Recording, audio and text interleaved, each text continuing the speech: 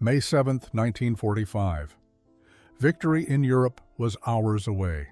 Across America, preparations for celebration were underway as the long war in Europe drew to its inevitable conclusion.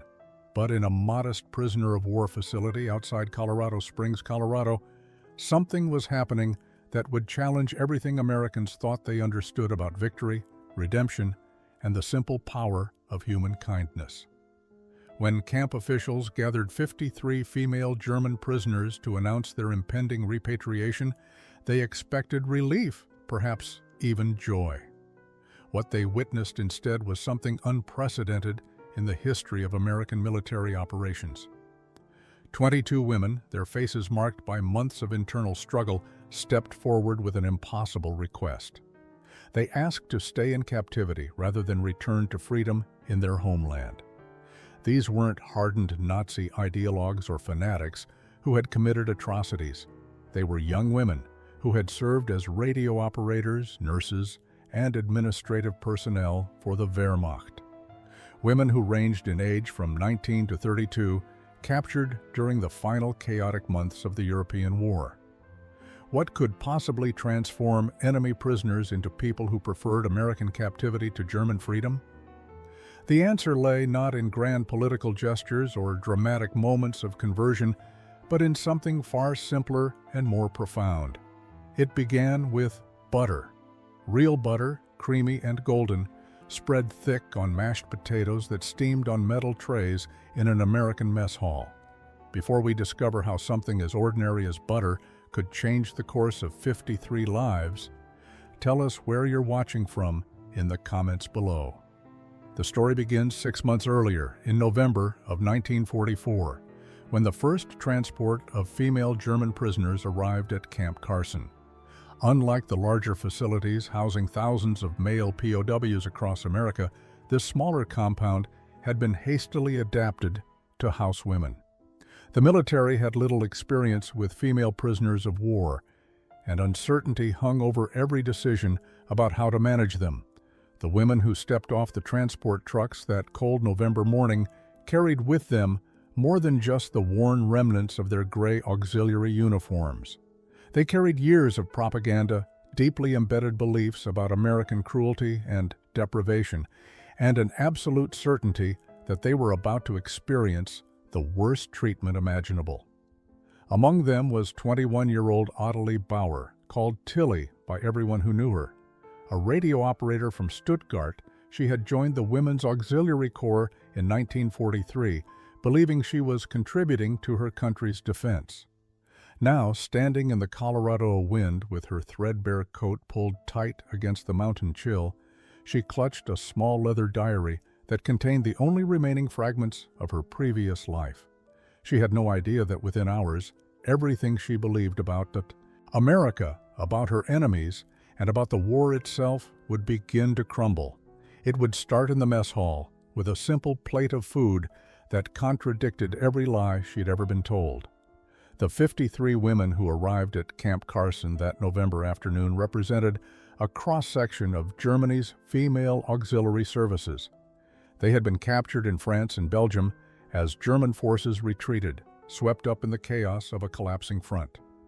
Some had been taken near field hospitals, others from communication posts that had been overrun before they could evacuate. Their journey to America had been long and disorienting, crossing an ocean to a continent most had only seen in propaganda films designed to make them fear and hate their enemies. Corporal Francine Sullivan stood near the camp entrance as the transport trucks rolled through the gates. At 27, she was one of only 3 female guards assigned to the facility, and she had been given primary responsibility for the initial processing of the prisoners. She watched as the women descended from the trucks, noting their mixture of defiance and fear. They moved stiffly, their faces carefully blank, but their eyes darted nervously, taking in every detail of their new surroundings. Most were thin, some alarmingly so. Their uniforms hung loose on frames that had clearly known months of inadequate nutrition. Herta Schneider was the oldest among them at 31. A trained nurse from Nuremberg, she had served in field hospitals near the front lines for 2 years before her capture. She stepped down from the truck with the careful dignity of someone determined not to show weakness, but Francine noticed how her hands trembled slightly as she adjusted the small bundle of personal possessions she had been allowed to keep. Behind her came Gertrude Lang, called Trudy, a 23-year-old administrative clerk whose glasses sat crooked on her face, one arm repaired with wire. The processing took most of the afternoon. The women were photographed, documented, and issued new clothing to supplement their worn uniforms. Throughout the procedure, they remained silent, except when directly questioned, responding in clipped German that the camp's translator, a German-American sergeant named Wilhelm Klein, converted to English. But Francine noticed something odd. The women kept glancing toward a building on the far side of the compound, and their expressions held something that looked almost like fear mixed with confusion. It was Sergeant Theodore Jackson who finally explained what they were reacting to. The Mississippi-born cook had been preparing the evening meal, and the smells from the mess hall kitchen had been drifting across the compound all afternoon. The scent of cooking meat, of baking bread, of real food being prepared in quantities that seemed impossible to women who had lived through years of German wartime rationing. Tilly Bauer stood in line during processing, trying to identify the smells that contradicted everything she knew about America. She had been taught that Americans were suffering from food shortages, that their soldiers went hungry while German forces had plenty. Yet the aromas reaching her told a different story entirely, one that made no sense within the framework of everything she believed. Before arriving at Camp Carson, every woman in that compound had spent months or years absorbing a carefully constructed narrative about their American enemies. The propaganda had been thorough, consistent, and repeated until it became indistinguishable from truth. In training facilities across Germany, female auxiliaries had been shown films depicting American poverty and deprivation. They had been told that the United States was a nation on the brink of collapse, its people starving, while their government threw away resources on a war that Germany would inevitably win. Tilly remembered her training in Stuttgart with uncomfortable clarity. The instructors had been convincing, their presentations backed by what appeared to be authentic photographs and statistics. American soldiers, they were told, survived on minimal rations while fighting a war their citizens opposed. The American home front was supposedly characterized by food riots, bread lines, and desperate shortages of every basic necessity. Germany, by contrast, was portrayed as a nation of plenty, blessed with superior organization and resources that would ensure ultimate victory. The women had believed these stories because they had no reason not to. Information in wartime Germany was tightly controlled, and alternative viewpoints simply didn't exist in any accessible form. When Wilhelmine Hoffmann, called Minna, had joined the Auxiliary Corps at 28, she had done so partly from patriotic duty, but also from practical necessity. The Corps offered regular meals at a time when civilian rations were becoming increasingly sparse, but she had been assured that the shortages were temporary, strategic necessities, while Germany redirected its abundant resources toward final victory. What none of them had been told, what they couldn't have known, was that their own experience of growing hunger in Germany was far closer to the truth of the war than any of the propaganda they had consumed. By 1944, German civilian rations had been cut repeatedly. Butter had become a rare luxury. Fresh meat appeared sporadically, if at all. Bread was made from increasingly creative substitutes as grain supplies dwindled. The women had noticed these changes but had attributed them to temporary wartime necessities, not to fundamental resource shortages in their own country. Matilda Weber, called Tilda by her fellow prisoners, had worked in supply coordination before her capture. The 24-year-old had seen the reality behind the propaganda more clearly than most. She had watched requisition requests go unfilled, had seen the creative accounting required to make dwindling supplies appear adequate on paper. But even she had believed that conditions must be worse in America. that the enemy must be suffering even more acutely than Germany's own citizens. Now, standing in an American prison camp and smelling food cooking in quantities she hadn't encountered in years, Tilda felt the first crack appear in the foundation of everything she thought she knew. The cognitive dissonance was almost physically painful. The evening meal was announced at 1800 hours. The women filed into the mess hall with the rigid discipline that came from military training, but their eyes betrayed their confusion and anticipation. The building was warm, heated against the November cold in a way that German facilities had rarely managed in recent years. Long tables with attached benches filled the space, and at the far end, a serving line had been set up where American kitchen staff waited with large serving implements. Tilly moved through the line in a daze, holding her metal tray as instructed. Sergeant Jackson, a tall man with dark skin and gentle eyes, spooned portions onto her tray without comment. Mashed potatoes, fluffy and white, formed a mountain in one section. Green beans, actually green and not the gray-brown of overcooked vegetables, filled another compartment. A piece of roasted chicken, actual meat with crispy skin, took up a third section. And then, as she watched in disbelief, the sergeant added a pat of butter to the top of her mashed potatoes. Real butter, golden and solid, beginning to melt into the hot potatoes. She carried her tray to a table and sat with Herta and Trudy, but she couldn't take her eyes off the butter.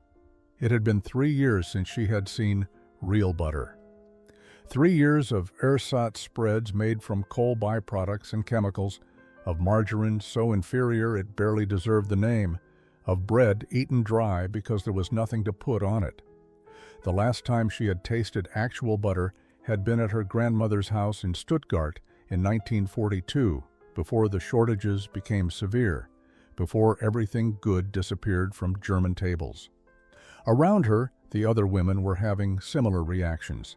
Some stared at their trays in silence. Others whispered to each other in rapid German, their voices pitched high with confusion and disbelief. A few were already eating, mechanically at first, then with increasing speed as if afraid the food might be taken away. Aloysia Becker called Lois. A 26-year-old signals operator had tears streaming down her face as she ate. Though whether from relief or shame or simple overwhelming emotion, even she couldn't have said. Tilly finally picked up her fork. She scooped a small amount of mashed potatoes, making sure to get some of the melting butter. She lifted it to her mouth and paused for just a moment, some part of her reluctant to cross this threshold. Then she tasted it. The butter was rich and creamy, the potatoes smooth and properly seasoned with salt and pepper. The flavor was so intense after years of bland, inadequate food that it almost hurt. She closed her eyes and felt something break inside her chest, some carefully maintained wall between what she believed and what was real. Over the following days, the women began to understand that the first meal had not been an aberration or a special gesture designed to deceive them. Every meal at Camp Carson followed the same pattern of abundance that contradicted everything they had been taught about American deprivation. Breakfast brought eggs, real eggs with yellow yolks, alongside toast made from actual wheat bread with butter for spreading.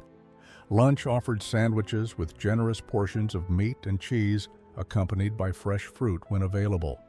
Dinner continued to feature proteins, vegetables, and starches in quantities that would have fed a German family for a week. Corporal Sullivan had been watching the prisoners carefully, noting their reactions to the food with a mixture of sympathy and concern. She had been briefed on German propaganda claims about American shortages, and she understood intellectually that these women had believed they were coming to a land of deprivation. But seeing their actual shock at normal American military rations gave her a new perspective on just how thoroughly they had been deceived. She mentioned her observations to Sergeant Jackson one afternoon as he prepared the evening meal. The cook paused in his work, considering her words. He had grown up poor in rural Mississippi during the Depression, and he understood hunger in a way that many of his fellow soldiers did not. He had seen the way the German women ate, the speed and desperation in their movements, the way they cleaned their plates completely and looked almost guilty about asking for seconds.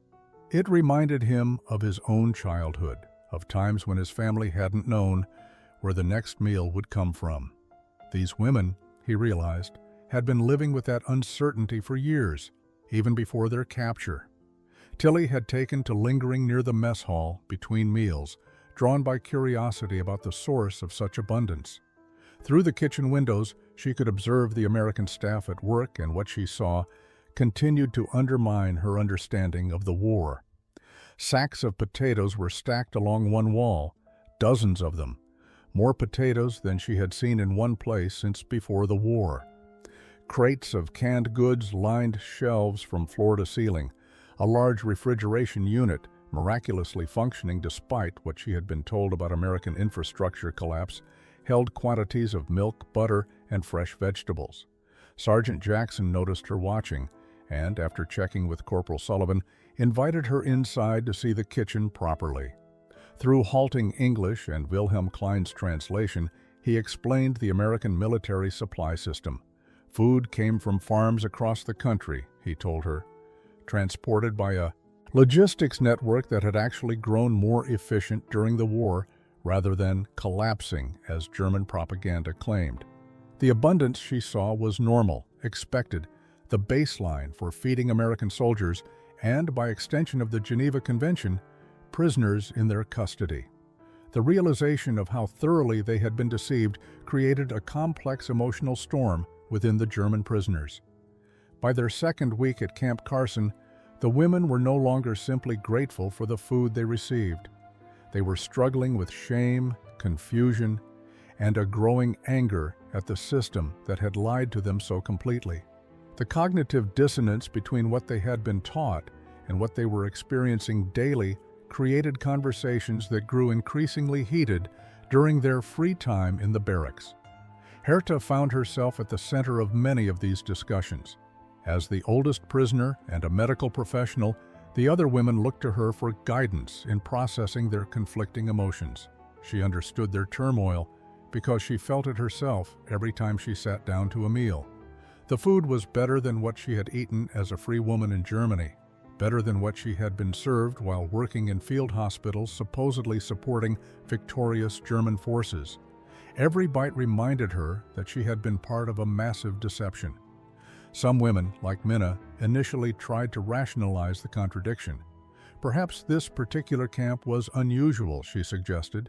Perhaps the Americans were feeding them well as part of some psychological operation designed to weaken their resolve. But this explanation grew harder to maintain as days became weeks and the food never diminished in quality or quantity. The abundance wasn't a trick or a temporary display. It was simply how Americans fed people, even their enemies. Tilly wrestled with a different aspect of the shame. She had been hungry for so long that the relief of regular, adequate meals felt almost sinfully good. Her body responded to the nutrition with obvious gratitude. She slept better, felt stronger, noticed her hair becoming less brittle and her skin improving. But with each physical improvement came a wave of guilt. Was she betraying Germany by accepting American food? Was she collaborating with the enemy by allowing her body to heal and strengthen in their custody? The shame was compounded by the kindness with which the food was offered. If the Americans had been cruel, if they had mocked the prisoners' hunger, or made them beg for meals, it would have been easier to maintain the narrative of American barbarism that had sustained German resistance. But Sergeant Jackson served food with quiet dignity, never commenting on how quickly the women ate or how thoroughly they cleaned their plates. Corporal Sullivan ensured that anyone who was still hungry could request additional portions without judgment or interrogation. Trudy tried to refuse seconds one evening, her guilt overwhelming, her hunger. She sat at the table with her cleaned plate, visibly struggling with herself as other women returned to the serving line. Lois, sitting across from her, finally spoke what many were thinking. "We were lied to," she said quietly in German. "Everything they told us about America was a lie. Refusing to eat won't change that. It will only mean we suffer for no reason, just as we suffered in Germany for no reason." The words hung in the air, uncomfortable but undeniable, a truth that was becoming harder to ignore with each passing day. By late November, the prisoners were permitted to write letters home, subject to military censorship. The announcement brought a mixture of relief and anxiety to the barracks. Most of the women had not been in contact with their families since their capture, some for even longer. The prospect of finally communicating with loved ones in Germany should have been joyful, but instead it created a new dilemma that kept many women awake at night, wrestling with impossible choices about truth and silence. Tilly sat at a wooden table in the common room with a single sheet of paper before her, a pencil in her hand, and absolutely no idea what to write. How could she tell her mother and sister in Stuttgart about her life in captivity without mentioning the food? But if she did mention the food, how could she possibly make them understand without sounding insane or seeming to have been brainwashed by American propaganda? The abundance she experienced daily at Camp Carson was so far beyond anything available in Germany that describing it accurately would make her letters sound like fantasy.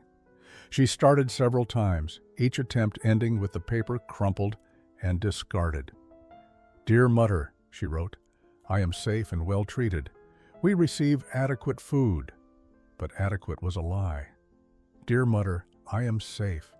The Americans feed us butter and fresh meat daily." But that sounded like mockery when she knew her family was surviving on rations that had been cut repeatedly. There was no way to describe her reality without either lying or causing pain to people she loved who were suffering while she, a prisoner, ate better than she had in years. Herta faced a similar struggle. She wanted to tell her sister in Nuremberg about the medical supplies she had access to in the camp infirmary, about the abundance of bandages and antiseptics and medicines that had been desperately scarce in the field hospitals where she had worked. But how could she write such things when she knew civilian hospitals in Germany were operating with almost nothing? Her sister was a teacher, not a medical professional, but everyone in Germany knew about the shortages. Describing American abundance felt like betrayal. Around the room, other women grappled with the same impossible task. Some chose to write brief, emotionless notes that revealed almost nothing about their daily lives. "I am alive, I am unharmed. I hope to see you again soon." Others wrote longer letters that carefully avoided any mention of food or living conditions, focusing instead on questions about family members and requests for news from home. A few, like Minna, wrote detailed letters describing everything they were experiencing, knowing the military censors would likely remove most of the content before the letters were sent. Tilly finally settled on a compromise. She wrote a letter that was honest but vague, describing adequate treatment without specifics. But separately, in her leather diary, she began documenting everything in detail. She wrote about the butter, the fresh milk, the quantities of meat and vegetables.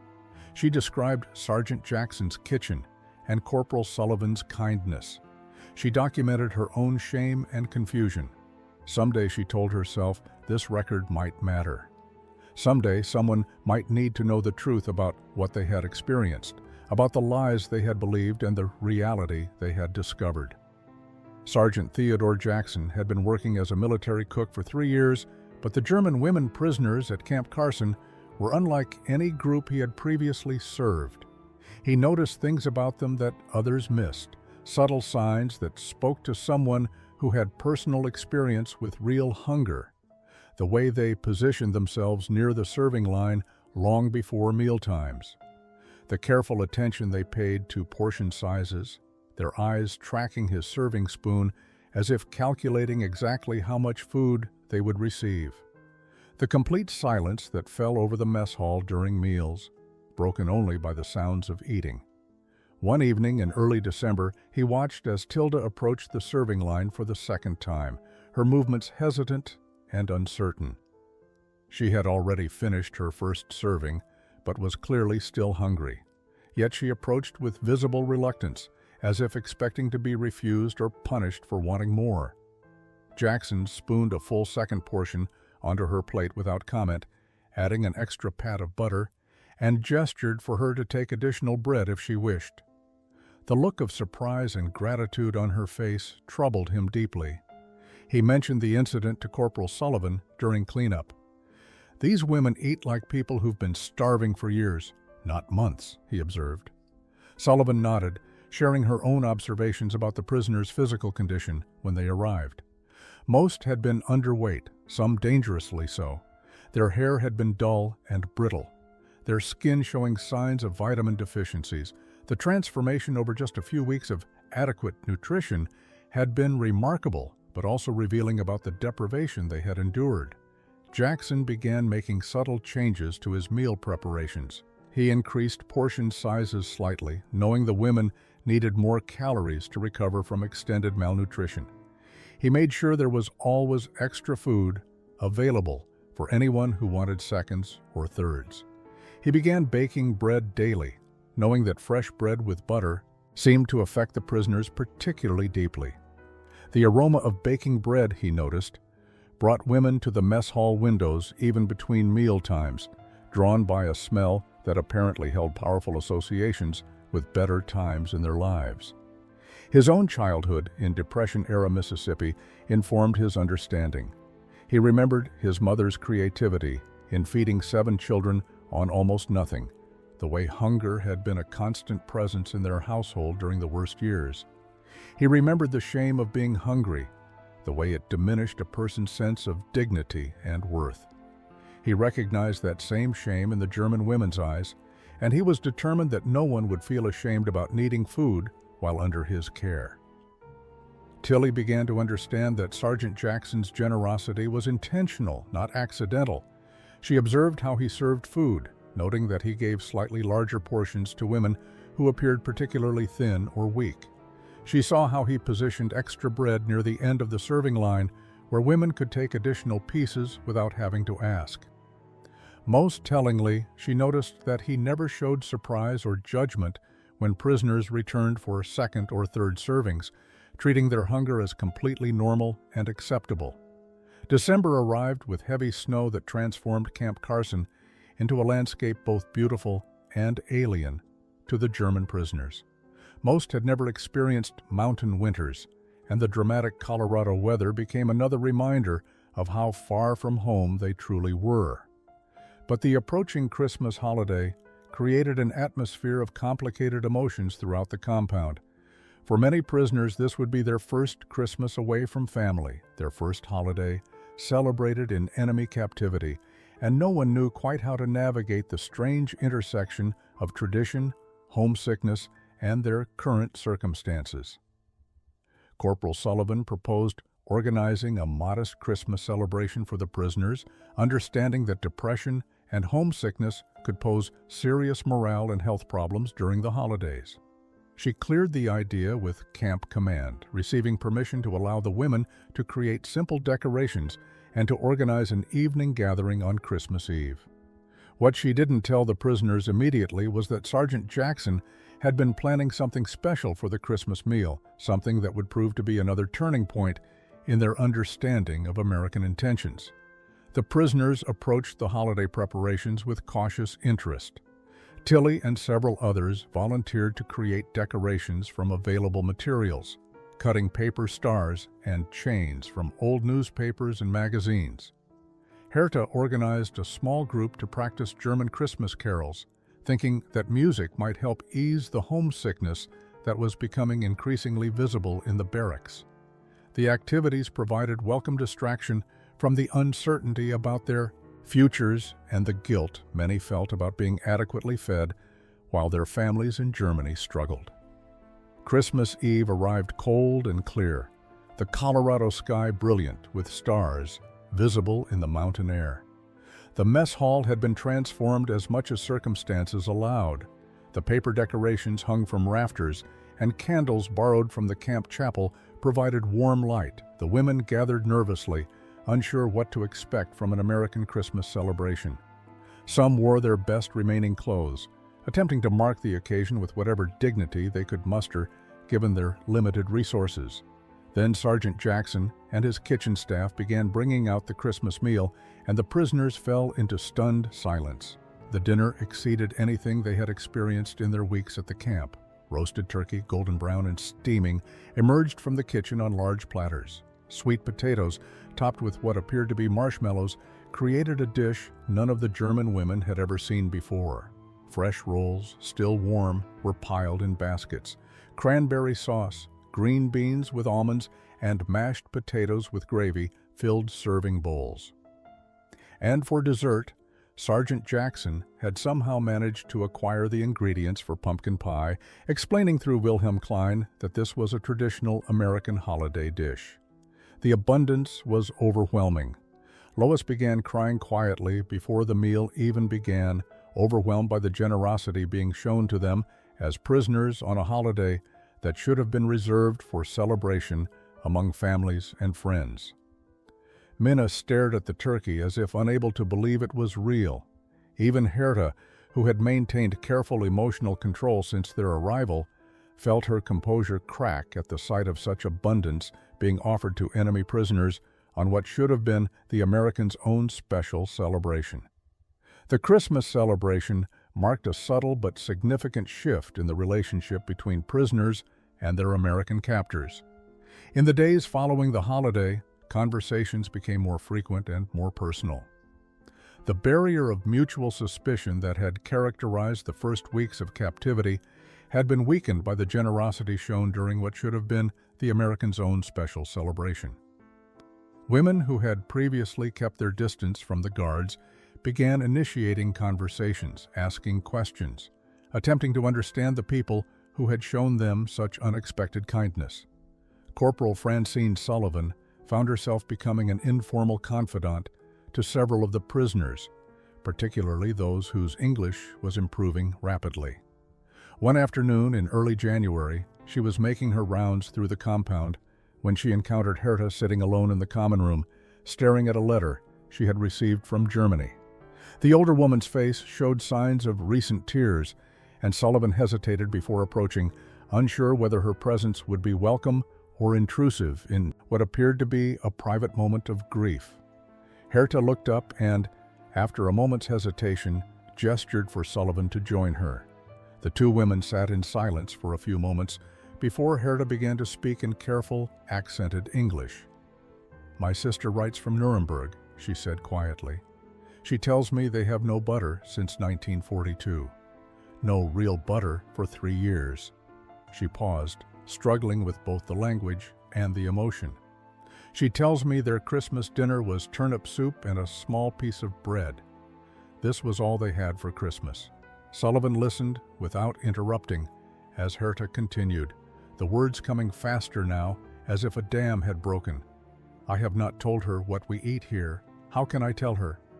She will think I am lying, or that I have become mad, or worse, she will think I am collaborating with the enemy because I am grateful for food that should not exist if everything we were told about America was true." Herta's hands twisted the letter, creasing the thin paper. "I was a nurse, Corporal Sullivan. I saw wounded soldiers with no morphine for their pain because we had none. I saw men die from infections because we had no antibiotics, and I believed this was necessary sacrifice for victory." The confession seemed to exhaust something in Herta. She looked at Sullivan with an expression that combined shame, anger, and desperate confusion. "Why do you feed us so well?" she asked. "We are your enemies. We served the country that started this war. Why do you give us butter when my sister has none? Why do your prisoners eat better than my family?" Sullivan considered her response carefully, understanding that this moment required honesty rather than diplomatic platitudes. "Because feeding people properly is the right thing to do, regardless of who they are or what country they come from," she said finally. "And because we have enough to share. America isn't perfect, but we do have enough food. We always have." Herta absorbed this quietly, then asked the question that had been haunting her since her arrival. "Everything they told us about America was a lie, wasn't it? Everything about your country collapsing, about your people starving, about your soldiers having nothing." "It was all lies." Sullivan nodded. "Yes, it was all lies."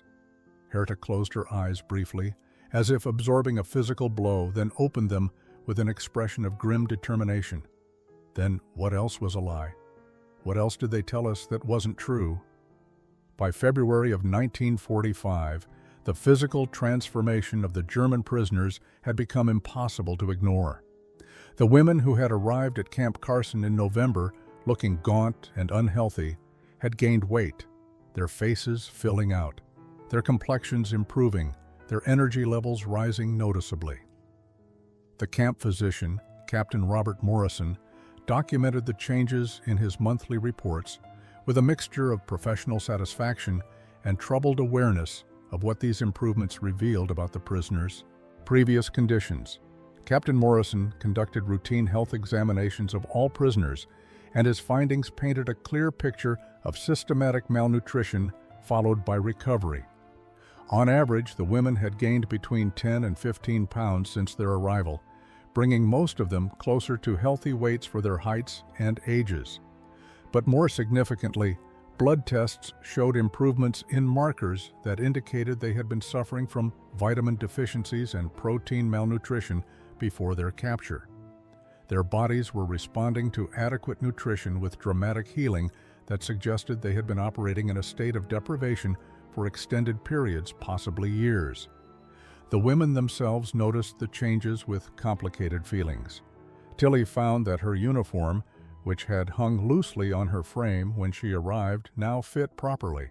Her hair, which had been brittle and dull, had regained some of its natural thickness and shine.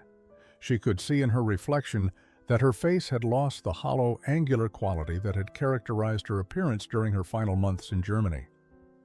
She should have felt pleased about looking healthier, but instead, she felt a persistent guilt that intensified with each physical improvement. Trudy articulated what many were thinking during a conversation in the barracks one evening. "We are healthier as prisoners than we were as free women serving our own country," she said quietly. "What does that say about everything we believed? What does it say about the government we served?" The question hung in the cold air of the barracks, unanswerable but demanding acknowledgement.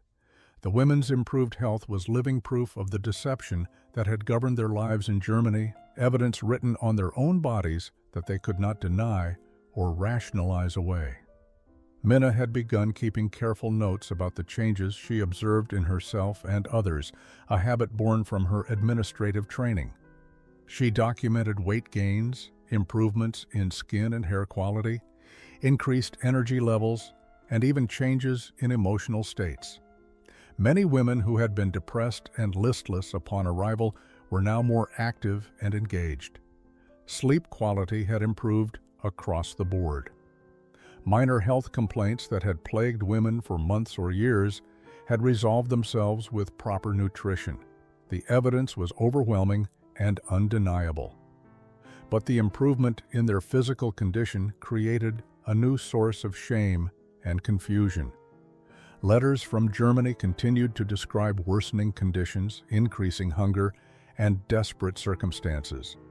The contrast between the prisoners' improving health and their families' deteriorating situations became a source of profound moral distress. Some women, like Lois, began eating less despite their hunger, attempting to somehow express solidarity with suffering families through self-imposed deprivation. Others, like Herta, argued that refusing adequate nutrition was pointless, martyrdom that helped no one and only perpetuated the lies they had finally begun to see through. The mail call in late February brought a particularly large delivery of letters from Germany, and the atmosphere in the barracks that evening was heavy with grief and guilt. The letters painted a picture of a country in collapse, of cities reduced to rubble, of families scattered or destroyed, and most persistently, of hunger that had become the defining reality of civilian life in Germany. The women read their letters in silence, each absorbing news that made their own circumstances feel increasingly surreal and wrong. Tilly received a letter from her sister in Stuttgart that she read 3 times, trying to comprehend words that seemed impossible. Her sister described how their mother had given her own food portions to the children, how she had grown weak and thin from sacrificing her meals. The family's ration cards provided barely enough to survive, and even those meager allotments were often unavailable because supply chains had broken down completely. Her sister wrote about neighbors who had died from starvation-related illnesses, about children with swollen bellies and blank eyes, about the desperate search for anything edible. Across the barracks, similar scenes were unfolding as women absorbed news from their families. Minna learned that her brother had been killed in the final months of fighting and that her elderly parents were living in a bombed-out building with no heat and almost no food. Gertrude's family in Munich had been reduced to eating soup made from grass and whatever they could scavenge. Lois discovered that her younger sister had died from pneumonia complicated by malnutrition, her body too weak to fight off illness. The contrast between their family's suffering and their own relative comfort became unbearable. That evening, several women refused dinner entirely, unable to face eating when they knew their loved ones were starving. Others ate mechanically, each bite accompanied by waves of guilt that made the food taste like ash. Herta watched her fellow prisoners struggle with this impossible moral equation and understood that they were facing a crisis that went beyond simple hunger or survival. Corporal Sullivan noticed the change immediately. The mess hall, usually filled with quiet conversation during meals, had become silent except for the sounds of reluctant eating. Women who had been gaining weight and health now pushed food around their plates, their expressions haunted. Some were crying openly. The letters had stripped away any remaining psychological distance between their experience as prisoners and the reality their families faced in Germany. That night, Tilly wrote in her diary with shaking hands, "I ate roasted chicken and mashed potatoes with butter while my mother starves herself to feed her grandchildren. I sleep in a warm bed while my family huddles in ruins without heat. I am a prisoner who lives better than free Germans. How can this be right? How can this be justice?" She paused, then added words that captured what many prisoners were feeling. "We were told America was our enemy, but America feeds us while Germany starves its own people. Who then is the real enemy?" The crisis triggered by the letters from Germany led to intense debates among the prisoners about their moral obligations and the meaning of their situation. In the evenings, groups gathered in the barracks to discuss questions that had no easy answers. Should they refuse to eat in solidarity with their starving families? Should they be grateful for adequate food or ashamed of having it while Germans suffered? Did accepting American generosity constitute betrayal of their country, or was it simply survival? Tilly found herself at the center of many of these discussions, her intelligence and thoughtfulness making her a natural voice in the debates. She argued that refusing to eat accomplished nothing except making themselves suffer pointlessly. Their hunger in Colorado would not feed families in Germany. Their declining health would not improve conditions in Stuttgart or Munich or Berlin. Martyrdom through self-starvation was emotional theater that served no practical purpose and helped no one. But Lois disagreed vehemently. "How can we sit here eating butter and meat while our families starve?" she demanded during one heated evening discussion. "Every bite feels like betrayal. Every meal reminds me that I am alive and comfortable while my sister is dead from hunger.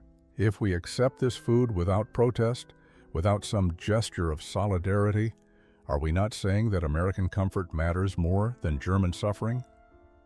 Herta listened to both sides before offering her own perspective as a nurse who had seen the consequences of malnutrition up close. "I understand wanting to refuse food as a gesture of solidarity," she said carefully. "But I have watched people die from starvation and its complications. It is a terrible death, slow and painful. Choosing that death when you have access to food does not honor those who had no choice. It wastes the life you still have." The debate continued for hours, with different women articulating different positions based on their own experiences and values. Some argued that they should eat and maintain their health precisely because they might eventually return to Germany, where they could help with reconstruction. Others felt that accepting American generosity while Germans starved was a form of collaboration that stained their honor. A few suggested that their situation was so morally complicated that there were no clear right answers, only choices that each woman had to make for herself. Minna proposed a different approach entirely. Instead of refusing to eat or accepting food with guilt, she suggested they should bear witness to what they were experiencing. They should document the truth about American abundance and German lies. They should preserve evidence that might someday help other Germans understand how thoroughly they had been deceived. Suffering through unnecessary hunger would not accomplish this, but surviving to tell the truth might. Tilly found this argument compelling and said so. "We were lied to about everything," she said. "The least we can do is preserve the truth for those who come after us. If we die from refusing food, we take that truth with us. If we survive, we can testify to what we learned." The discussion ended without full consensus, but most women agreed that purposeful starvation served no one's interests. A few days after the intense debates in the barracks, Tilly approached Sergeant Jackson during kitchen cleanup, hoping to understand the perspective of the man whose generosity had become the focal point of so much prisoner guilt and confusion. Through a mixture of her improving English and Wilhelm Klein's translation assistance, she asked him directly why he fed them so well when their own families in Germany were starving. Did he not feel that they deserved to suffer as their families suffered? Sergeant Jackson paused in his work, considering the question with the seriousness it deserved. He gestured for Tilly to sit at one of the mess hall tables, and he joined her, his large hands folded on the scarred wooden surface. When he spoke, his voice was quiet but firm, carrying the weight of personal experience that gave his words authority beyond his rank. "I grew up poor," he began. "Real poor. Not just wartime shortages, but depression, poverty where we didn't know if we'd eat from one day to the next." He described his childhood in rural Mississippi, the constant hunger that had been his companion through his early years, the shame that came with being the kid whose stomach growled in school, whose clothes were too thin for winter, whose family was known throughout the county as people who had nothing. His mother, he explained, had performed miracles of creativity to feed 7 children on almost nothing. She had foraged for wild greens, trapped small animals, traded labor for food, and somehow kept her children alive through years when many families lost members to starvation and disease. "And through all of that," he said, "she taught us that hungry people deserve to eat, regardless of who they were or why they were hungry. Hunger isn't something people earn or deserve. It's just suffering, and easing suffering when you can is what decent people do." He looked at Tilly directly, his dark eyes serious. "You ask me if you deserve to suffer because your families are suffering back in Germany. I say suffering isn't something anyone deserves, and adding your suffering to theirs doesn't reduce the total amount of suffering in the world. It just means more people are hurting." He paused. "I can't feed your families in Germany. I wish I could, but I can't. What I can do is feed you right here, right now, and that's what I'm going to keep doing." Tilly felt tears welling up, moved by the simple moral clarity of his position. "But we are your enemies," she said quietly. "We served Germany. We were part of the war against America." Jackson shrugged. "You're people who need food, and I have food to give. That's all that matters in my kitchen. Whatever happened before you got here, whatever you did or didn't do in the war, none of that changes the fact that you're hungry and I can feed you."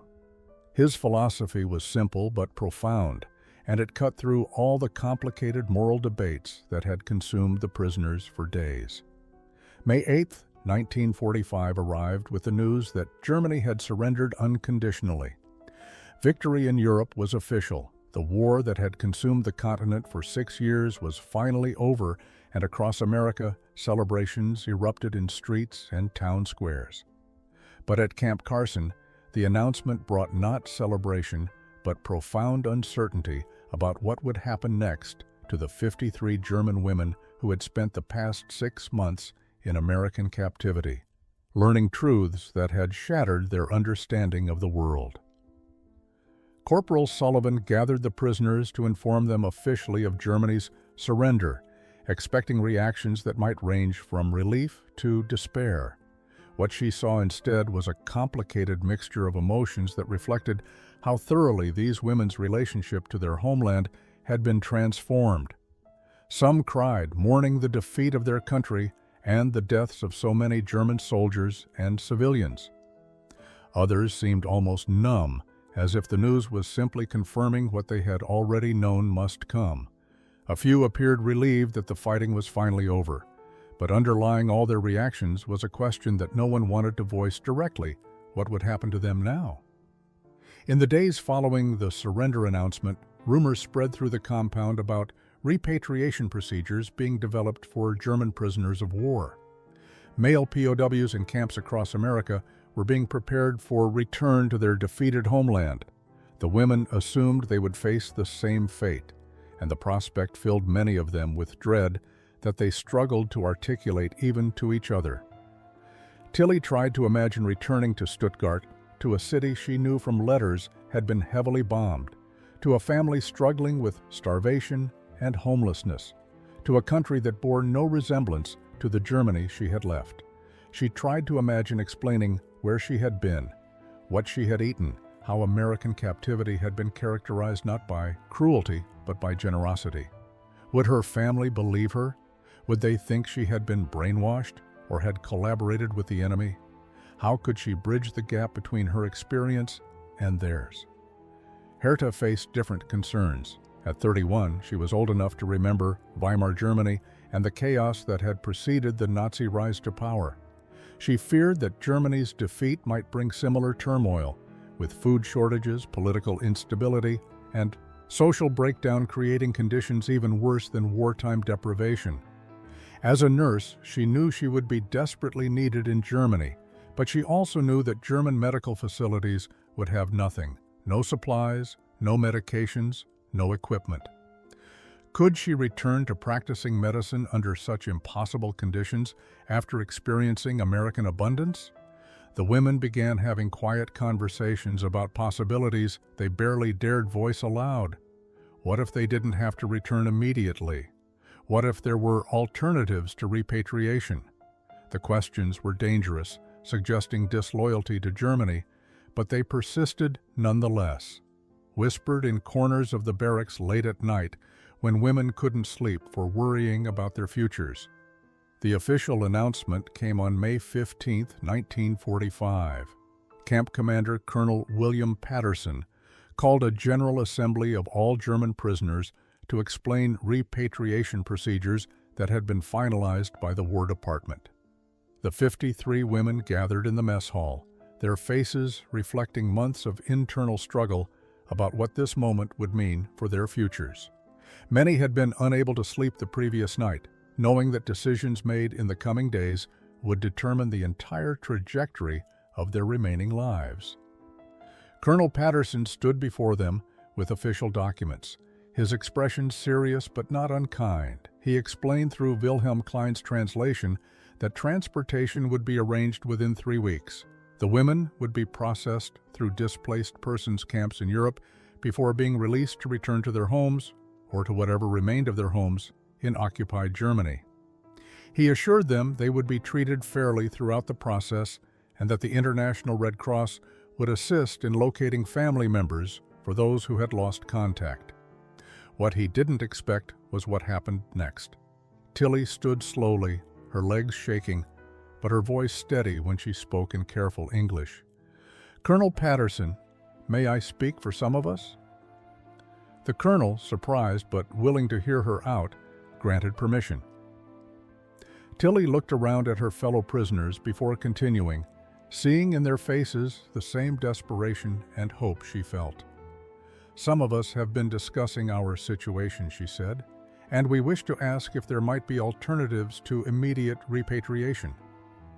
The words fell into the assembled room like stones into still water, creating ripples of shock and confusion. Several American guards exchanged surprised glances. The colonel himself appeared momentarily speechless. Tilly pressed forward before her courage failed her. "We understand this is unusual, but we have reasons for this request. Many of us have no families to return to.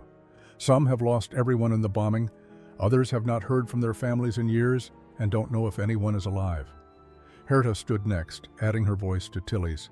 "Colonel, we have learned things here that have changed how we understand the world. We were lied to about America, about the war, about everything. Going back to Germany means returning to a country that no longer reflects what we thought we were serving. It means returning to starvation after months of adequate food. It means facing suspicion and shame for having been captured and supposedly corrupted by enemy influence." More women stood, creating a group of 22 within the larger assembly. They had discussed this moment endlessly in the barracks, debating whether to make this unprecedented request, knowing it might be refused but unable to face repatriation without at least trying for an alternative. Minna spoke next, her voice quiet but clear. "Here we have found something we never expected. Dignity, even as enemies. Kindness where we anticipated cruelty. The chance to work and contribute and become better people than we were." The implications of their request were staggering. Legally, they were enemy prisoners of war, subject to Geneva Convention requirements for repatriation. But their emotional appeal touched something deeper than legal procedures, something that spoke to fundamental questions about redemption, second chances, and America's responsibility toward those who had been deceived by their own government. The weeks following the unprecedented request were filled with tension, bureaucratic debates, and soul-searching among prisoners and American personnel alike. Colonel Patterson had forwarded the request to military command with his own cautiously supportive recommendation, noting the unusual circumstances and the genuine transformation he had witnessed in many of the prisoners. The response from Washington took 10 days to arrive, during which the women lived in a state of suspended animation, unable to plan for futures that remained completely uncertain. The War Department's decision, when it finally came, was characteristically bureaucratic but unexpectedly flexible. They would not prevent the immediate repatriation of any prisoner who wished to return to Germany. However, given the unusual circumstances and the ongoing chaos in occupied Germany, those who wished to remain could be reclassified as displaced persons rather than prisoners of war. This classification would allow them to apply for sponsors and potentially for immigration status, though it also meant they would no longer be guaranteed housing and support at the military facility. The announcement divided the women who had originally expressed interest in staying. The reality of becoming displaced persons in America, of needing to find civilian sponsors, employment, and housing in communities that might not welcome former enemy nationals, was more daunting than simply remaining in the familiar structure of the camp. After much agonizing discussion and debate, 9 women chose to accept the challenge of seeking new lives in America. 13 decided the uncertainty was too great and opted for repatriation, despite knowing the hardships they would face in Germany. The 31 women who had never wavered in their desire to return home prepared for departure with mixed feelings. They had been transformed by their time at Camp Carson, had learned truths about American society that contradicted everything they had been taught, and had experienced kindness from people they had been trained to hate. Several, led by Trudy, announced that they intended to return to Germany not as defeated prisoners, but as carriers of the reconciliation they had experienced in America. Finding sponsors for the 9 women who chose to stay proved easier than anyone had expected.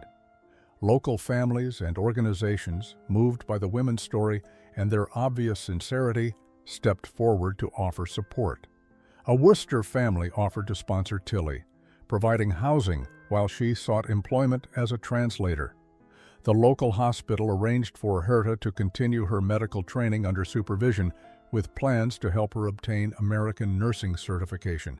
Other sponsors emerged from church groups and community organizations that saw the women's integration as an opportunity to demonstrate American values of second chances and redemption. The final day at Camp Carson arrived on June 20th. The 31 women choosing repatriation stood in formation, but their military bearing had softened over the months. They carried letters from American soldiers, photographs from their time at the camp, and small gifts that had been given to them by guards and staff. More importantly, they carried a different understanding of what America represented, a truth that contradicted years of propaganda and that they were determined to share with other Germans. 25 years later, in 1970, Ottilie Bauer Henderson stood in a university lecture hall in Denver, Colorado, invited to speak about her experiences as a German prisoner of war and her subsequent life as an American immigrant. Now 46 years old, an American citizen with grown children and a successful career as a translator for the State Department, she carried with her the same small leather diary she had clutched when she first arrived at Camp Carson in 1944. Her story had become more than personal history. It had become a testament to the power of simple human kindness to overcome hatred and transform lives. She began her lecture by describing that first meal in the mess hall, the moment when she had seen real butter melting into mashed potatoes and had felt the foundations of her worldview begin to crack. The butter was just butter, she told the audience of students and faculty members, but it represented something far larger. It was proof that everything we had been told about American deprivation was a lie. And if that was a lie, what else had we been lied to about? That single pat of butter started a process of questioning that eventually led me to understand that I had been serving a government built on deception. She spoke about the transformation that adequate food had brought, not just physically, but psychologically and morally. When you are hungry, truly hungry over extended time, it narrows your world, she explained. You cannot think clearly about politics or morality or justice when your body is consuming itself. The Americans didn't just feed us, they gave us back the mental clarity to recognize that we had been deceived. They created the conditions in which we could acknowledge uncomfortable truths about our own country. Herta, now Dr. Herta Schneider, had returned to Germany in 1965 as part of a medical exchange program and had been stunned by the transformation she found. The country had been rebuilt not just physically, but morally, with a commitment to human rights and democratic values that represented a complete rejection of the Nazi ideology. She often said that her experience in American captivity had prepared her to appreciate Germany's transformation because she had undergone her own complete transformation and knew such change was possible. Tilly described the choices the women had faced in 1945, the division between those who chose to stay and those who chose to return. Both groups, she emphasized, had made valid decisions based on their own circumstances and values. The women who returned to Germany had played crucial roles in rebuilding their country and in fostering German-American friendship.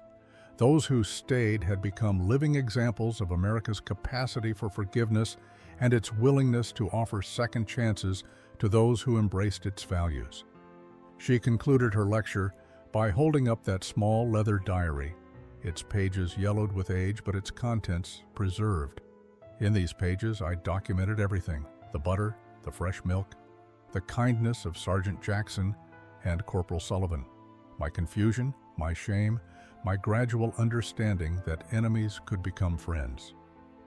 She paused, looking out at the young faces before her. The remarkable thing about America is not that it is perfect, because it isn't. The remarkable thing is that it gave me the freedom to discover truth, to change my mind, to become someone different than who I was trained to be.